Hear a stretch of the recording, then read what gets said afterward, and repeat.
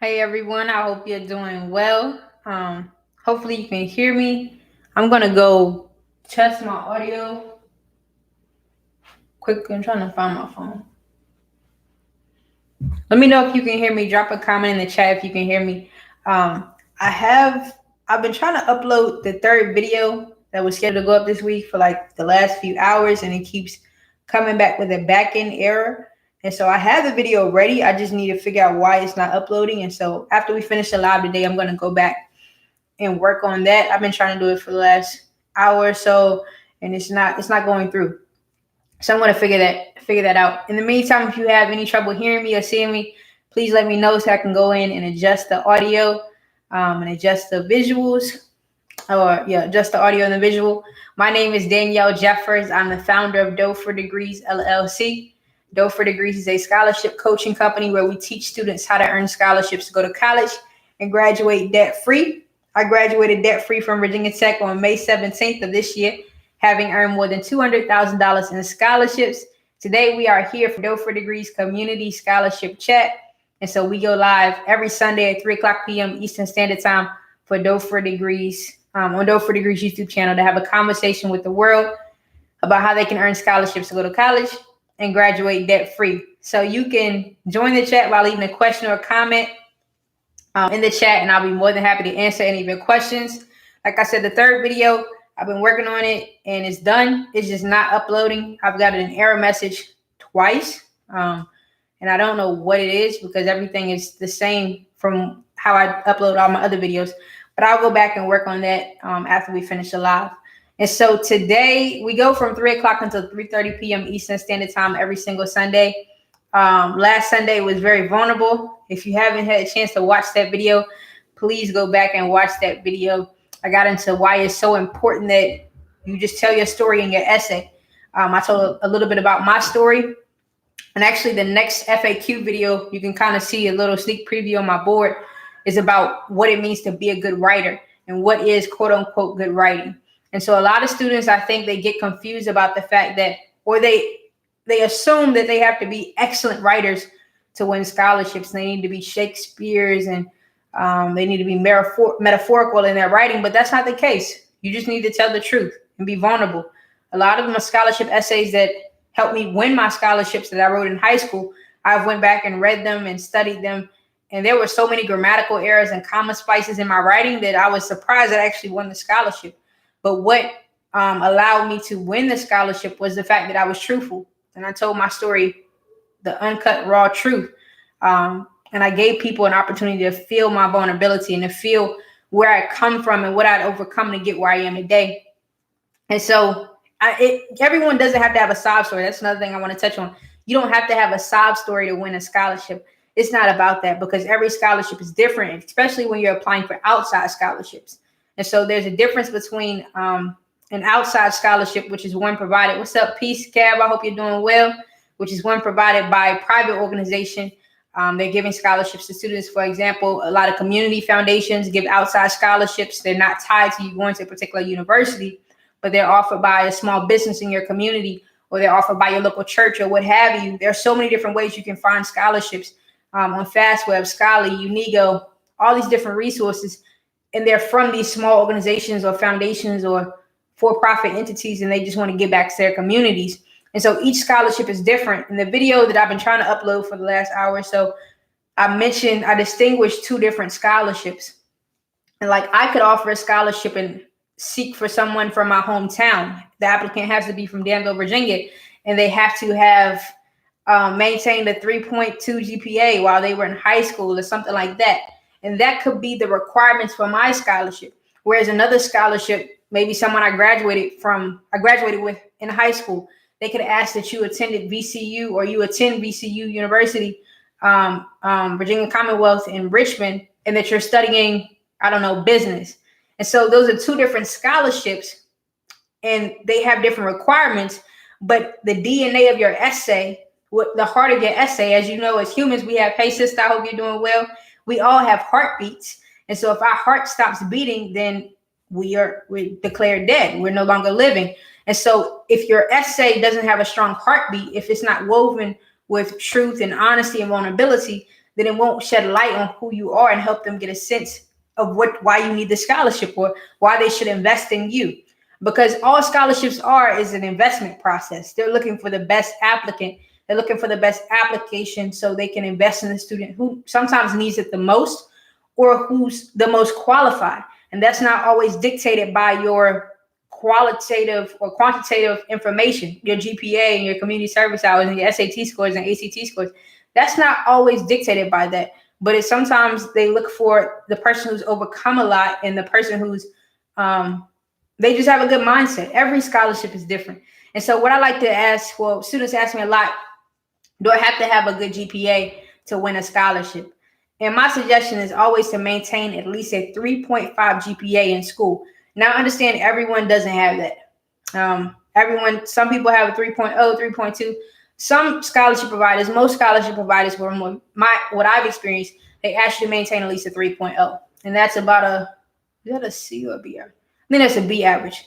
A 3.0 is a B average. But I say maintain a 3.5.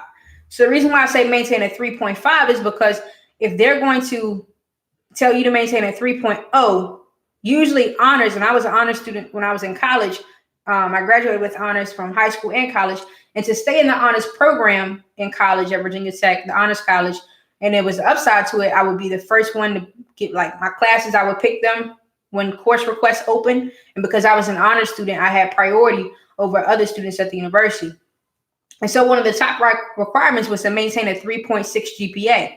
And when I was looking at would I go get my MBA, this is like my sophomore year of college, I said, will I go get my MBA or will I keep building my business after college? Like trying to figure out which path I wanted to take. A lot of the universities I called to get an understanding of their MBA programs, they said, well, if you have if you graduate from college with a 3.5 or higher, you'll automatically get this amount of money in scholarships to enroll in our program. And so you want to maintain at least a 3.5 GPA because that puts you in a category where you become competitive amongst other applicants. And a lot of undergraduates don't take this into account, but your GPA from undergrad matters when you want to go to graduate school. Like that's going to help you win scholarships, or it may be a reason why you don't win scholarships. It'll help you get a better maybe financial aid package offered by the school, not necessarily from the federal government. Then the federal government's financial aid package is based on your FAFSA. And if you haven't submitted your FAFSA, which is the free application for federal student aid, go ahead and submit that. It opened on October 1st of this year, 2019. And every FAFSA has different deadlines. They're called priority deadlines, meaning that these people who submitted by this deadline, the priority deadline, you have priority above other students who missed the deadline.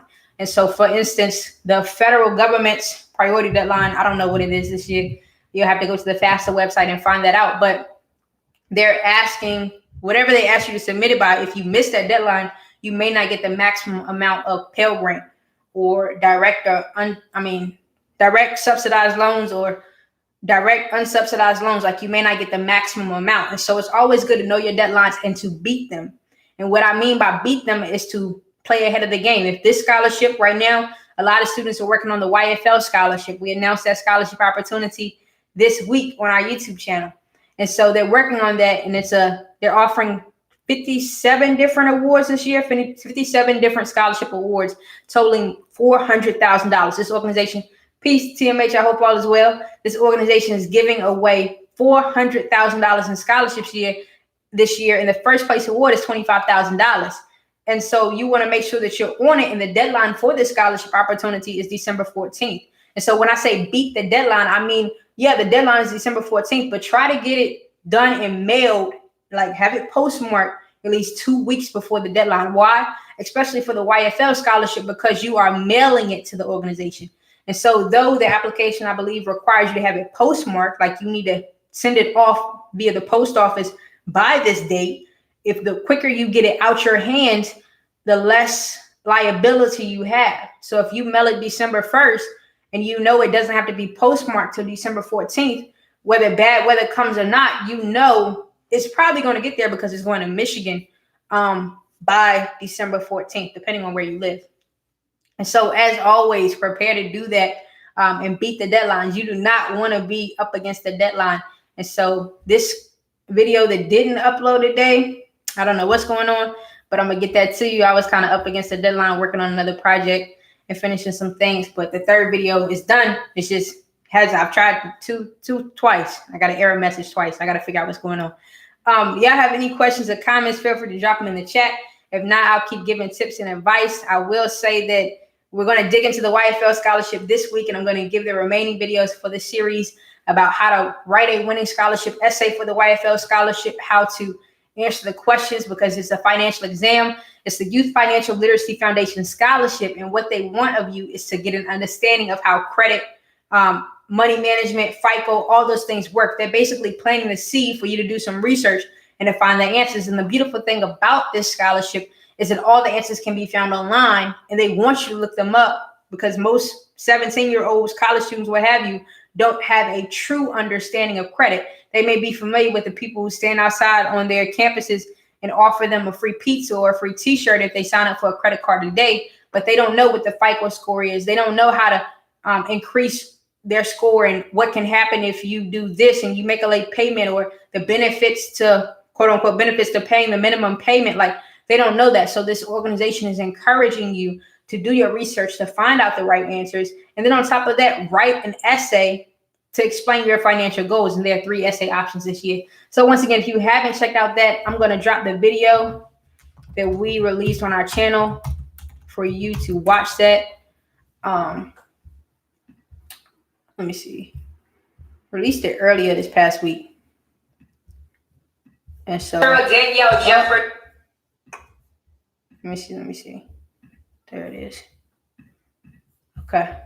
It's the YFL Scholarship, and high school seniors and first-year college students can apply for this scholarship. Another thing I want to say with parents, a great way to help your students earn scholarships, and I'll take it by grade level. So let's look at elementary school. Better yet, let's look at like before your child is born. How can you prepare your student to earn scholarships before your child is born? One thing I always suggest, and I ask parents, I said, by the time your child is 18 years old, or when they're ready to graduate from high school, will you have $200,000 saved for them to go to college? If you will not have $200,000 saved for them to go to college, then it's best that you start working on scholarships now. Scholarships are people, there's a myth that a lot of people believe that you can't win scholarships until you're a senior in high school, or you can't win scholarships until you know where you want to go to college. That's not true. You can win scholarships as early as middle school. I've even come across a few scholarships that you can win in in elementary school. And there are very few that I've come across, but there may be even more. When I go back and edit this video later this week, I'm going to drop those links to scholarships for middle school students. You can do a simple Google search and search scholarships for middle school students, and things will pop up, especially on sites like Unigo and FastWeb. And there'll be a few opportunities there. But before your child is born, ask yourself that question. Like, if you want them to go to college, you should have a good intention of them going to graduate debt free, because if they're going to college and they have to take out student loans, that's going to affect their ability to move and maneuver in the future. And so do your best to position them to graduate debt free. Before I go on, my sister said, have you had students that graduated with you and didn't use your services, have regrets for not applying for scholarships? And if so, what do they typically say? Yes, a lot of the people I went to school with, when we graduated, on the day of graduation, about 6 months ago, May 17th, I graduated debt free, and I had it on my cap. Let me see. I'm going to grab my cap real quick for y'all so y'all can see it.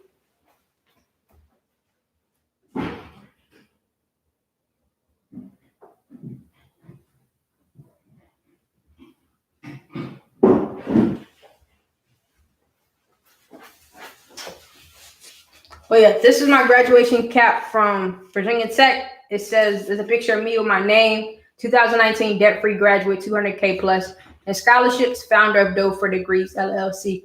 Sorry if this image is reversed on the screen, but I'm sorry. It probably flipped the camera. But this was my cap, and the cap was sitting on my head. And so there was a picture of me, just in case the camera panned on my cap. I wanted people to be able to see my face and see my name, see the logo of my company.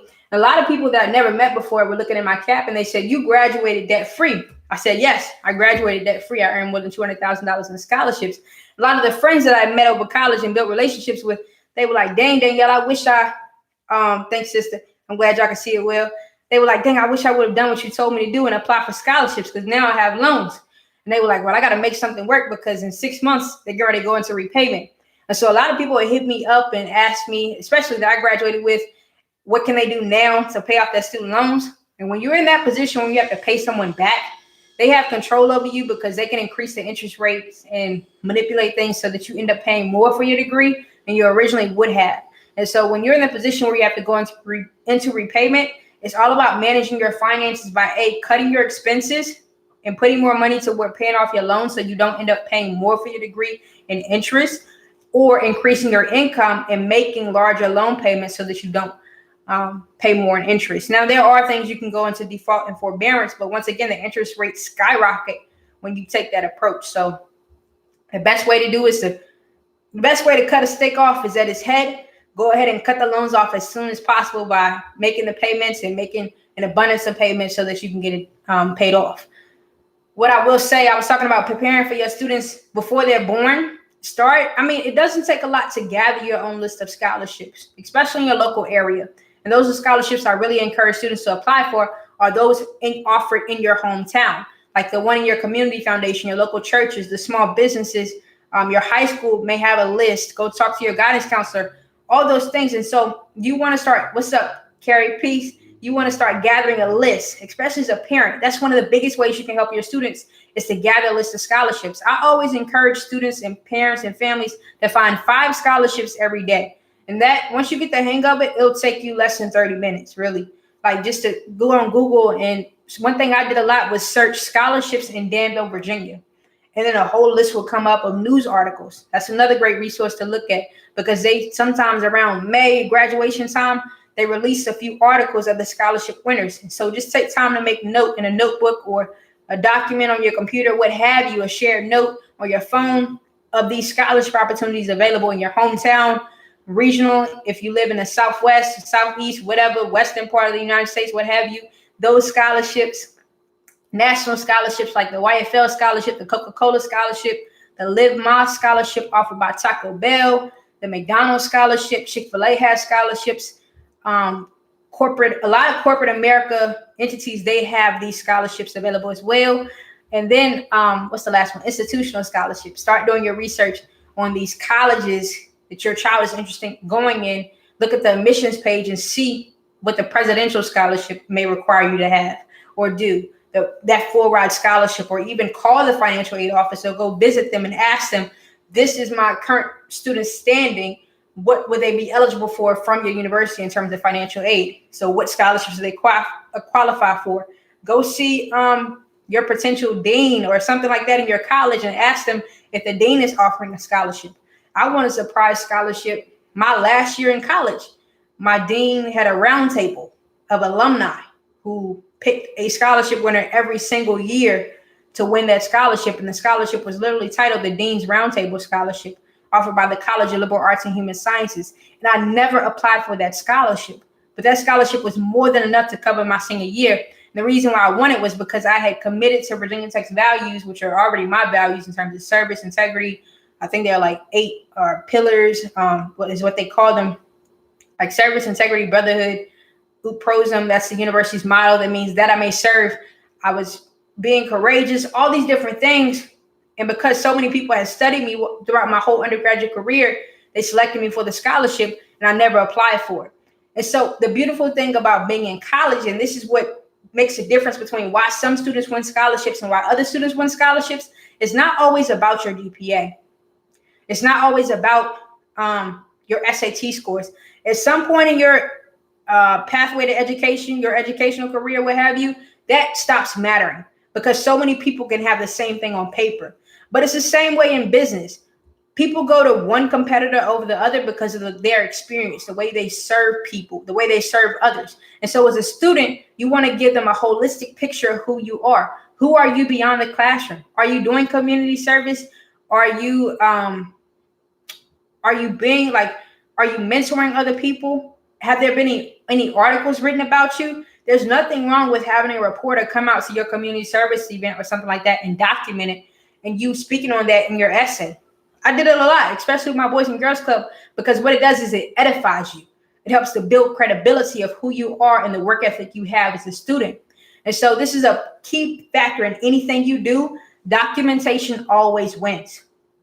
Documentation always wins. I've been working on the updated version of the Scholarship Success Program, one of the products we offer to teach students step by step how to win scholarships to go to college and graduate debt free. And I've had to go back and pull more screenshots and things I went through and like proof of my high school transcript to show students you don't have to have perfect straight A's, because I even had a C in high school. I got a C in driver's ed, like to show students my true story step by step and give them a timeline of what I went through so they can have evidence of what happened. And so documentation, whenever you do something, take a photo, record, put together a video, put it on YouTube.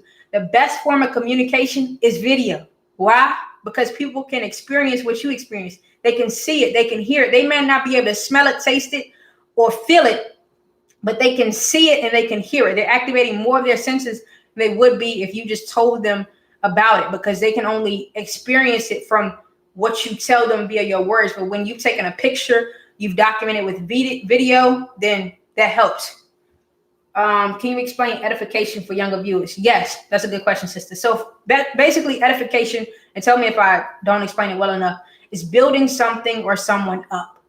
So for instance, if you've ever been to a conference or you've watched TV or something, and there's a guest speaker or there is someone who's performing, like for instance, for concerts, you'll have the opening act, someone open up for the headliner. They're hyping you up. They're getting you ready.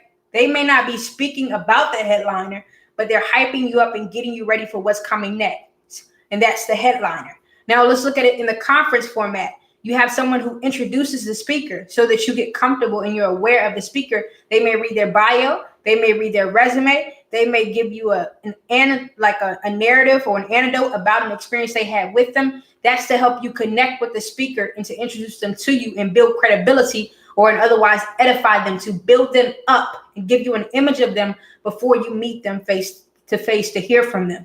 And so that's basically how edification works. It's almost, and I've said this before in a video. Thank you, sister. It's basically the scholarship process. In every scholarship you submit, there are three things that are required. Three things are required. One, there's what you say in your essay. There's the proof to submit what you say. And there's what others say about you. It's a triangle. Every scholarship is like this. Once again, I'll say it. There's what you say. There's the proof to compliment what you said. And then there's also what others say about you. One more time. There's what you say. There's the proof to compliment or support what you said. And there's what others say about you. What you say is in your essay. That's what you write in the application. TMH, I'm coming to your question next. That's what you write in the application. Basically, it's like, I want to go to this school. I have a 4.0 GPA. Let's say you have a 4.0 GPA in your essay. The proof to compliment what you said or to support what you said would be your transcript, because it's going to have your grades on it. Now, if you want to talk about your leadership skills in the next paragraph of your essay, you say, I'm a great leader and I help my community by helping my teachers prepare for the day ahead, and I come in early and help them set up.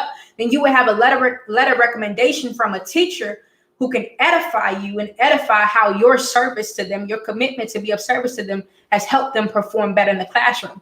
So if that triangle is perfect and it sits at the right position, like the right words are expressed and they hit the reader at their heart, you have a higher chance of winning that essay. But when you're writing a scholarship essay, no one likes to read a bullet point list of your accomplishments. And so there's a fine line between you explaining what you've accomplished or what you seek to accomplish and you telling a story and being vulnerable in your story so that it expresses your emotions and your feelings. There's a very fine line. And I'll give you an example after TMH's question. TMH said, what was one thing in college you did that set you apart from your classmates, i.e. seeking mentors or volunteering where most students would not? One reason why a lot of students win scholarships, and this is like a fact known amongst a lot of people, those who are most ambitious win in life. Those who are go-getters, they're the ones that we like to recognize as celebrities and such and such. Those are the go-getters. Those who put the most on their plate or who fulfill their purpose and do something crazy, extraordinary, those are the ones who win in life because they're not normal. No one likes average. No one likes mediocrity. And so when you surpass someone's expectations and you're doing stuff at a young age that they haven't done, it puts you in a position where you're almost looked to as their mentor or someone they can seek guidance from. And so one of the top things I did in college that separated me from so many people was I was a student entrepreneur. I was building a business, and this is where my experience gets so interesting, is I was building a business telling people I would graduate debt-free before I had secured enough scholarships to graduate debt-free, while teaching them how to earn their scholarships so they could graduate debt-free. So let me break it down to you. Yeah, I hear you. So let me break it down to you. Basically, I came into college and I told myself this at 17 years old. I said, I refuse to go to college and take out loans. I'm only going to college if I can graduate debt free. And I had wanted to go to college since I was 5 years old. And my original plan was to go and play D1 basketball and then go to the WNBA. But I tore my ACL at 14 years old. And so I knew that was out of the window for me. So my only option was to get good grades and find someone's money, get other people's resources, OPR, other people's money, OPM, and use OPT, other people's time, aka all of that means leveraging, to get the money I needed to go to college and graduate debt free. And so I told myself, we're going to college. Self, Danielle, you're going to college and you're going to graduate debt free. I know you don't know how it's going to happen right now, but it's going to happen. When high school senior year hit, my parents set me down at the beginning of my senior year of high school in 2014 in the fall. It would be like, what's that, 19 now, 14, 5 years ago. And they said, Danielle, we can't afford to send you to college, but you still have to go. That's when I knew, okay, the rubber's about to hit the road. I'm going to have to put my head down and I'm going to have to get to work. And so I went to work, not knowing how scholarships work. It was all trial and error. I lost more scholarships than I won. But because I persevered, I came out on top. Perseverance always wins. And that's why I won a lot of my scholarships, was because I kept applying. I got into college. I won more than $100,000. And within my first year, I realized it clicked. I said, I still don't have enough money to go to college and graduate debt free.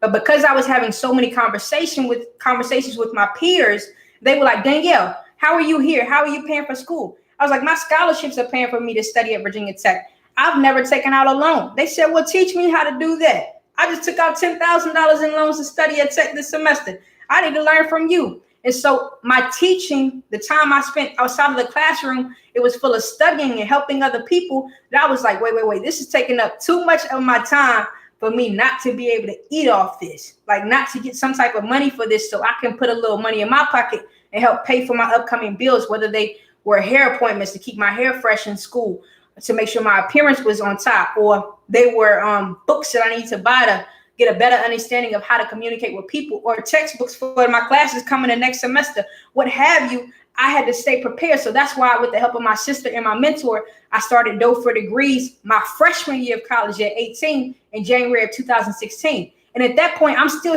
telling myself, hey, self, we're going to go to college and graduate debt free. But now it's bigger than you, because you got to help other people do the same thing. And so how do you tell a kid no? And this is where it gets so interesting. How do you tell a kid no that's on a journey to graduate debt free? They keep telling everyone they're going to graduate debt free. They haven't yet, and they're helping other students accomplish the same thing. No one was doing what I was doing. And I'm balancing my course load. And mind you, I graduated from Virginia Tech with a 3.74 GPA. I graduated magna cum laude with a profitable business, 3 profitable entities, different businesses, and like more than 300 hours of community service per semester. Because when I was teaching the students who were around me, I was teaching for free because they didn't have a dime to pay me. And so I was doing lectures after classes and going to speak at small groups within the university, going to do lunch and learns and all these things without getting paid a dime. So I was doing community service every single day.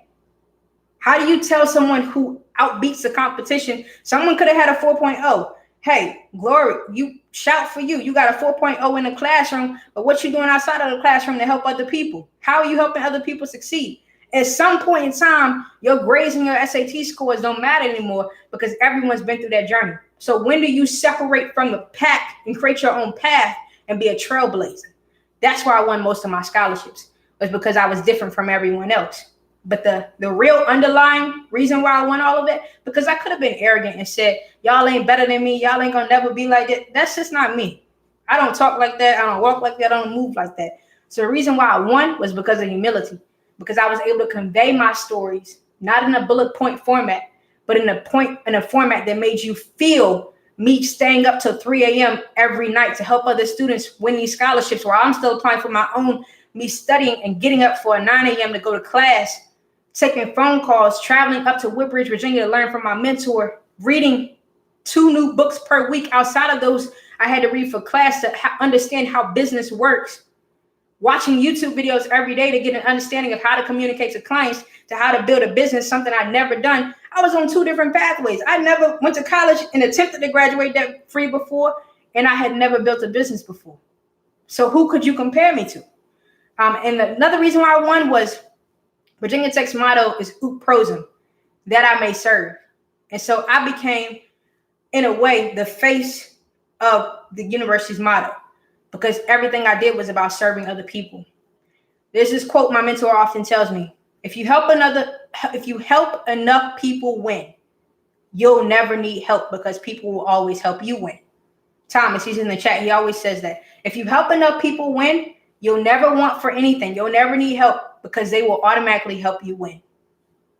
Basically, it's always better to give than it is to receive. TMA said, strong arms is good. Hearts, love you too, sister.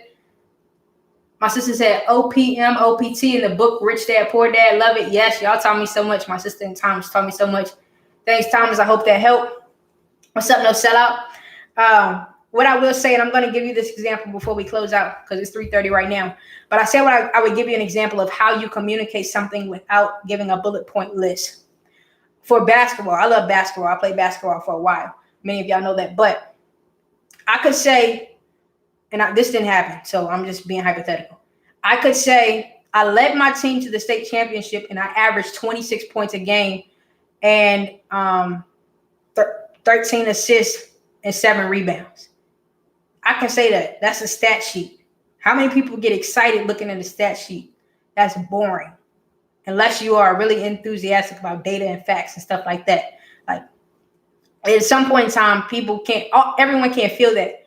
But if I told you I led my team to a state championship with 26 points, 13 rebounds, and 13 assists and 7 rebounds while we started a new community service effort as a team, and we went and mentored the youth in our community every Friday and helped them do their homework and taught them how to live a healthy lifestyle. And out of that, we decreased the obesity rate in our community because of our community service. Now you look at me as a whole different person because you get to see a different side of me. Yeah, I got one of the core skills, same way in the classroom. I'm a beast in the classroom, but when I'm outside of the classroom, I'm doing work. I'm helping the people around me. And so you see both sides of me. That's how you win. TMA said, yes, Danielle, what you said helped a lot. Thank you. Carrie Gems, I appreciate you. You got to help people feel what you're saying. Help them be empathetic to your situation. So there's so many more tips and advice I could give y'all. Y'all already know I'm about to drop the link so you can contact me if you want to have a one-on-one. If you have any questions or concerns, feel free to drop a comment in the chat on the video, what have you. I'd be more than happy to help you. I'm going to go back and figure out why this video won't upload to this channel. Thank you, sister. Because I got to get that fixed.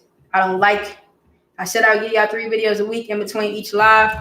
And this week didn't come out right because this video didn't upload. And I don't like that. So I'm about to go fix that. But yeah, as always, I'm here to help y'all. I will talk to y'all again throughout the week with new videos, new content. And you can hit me up, contact me. Y'all have a great week. Great things are ahead. TMH, great job, Danielle. Keep up the great work. Thank you. I love y'all, and I'll see you next time.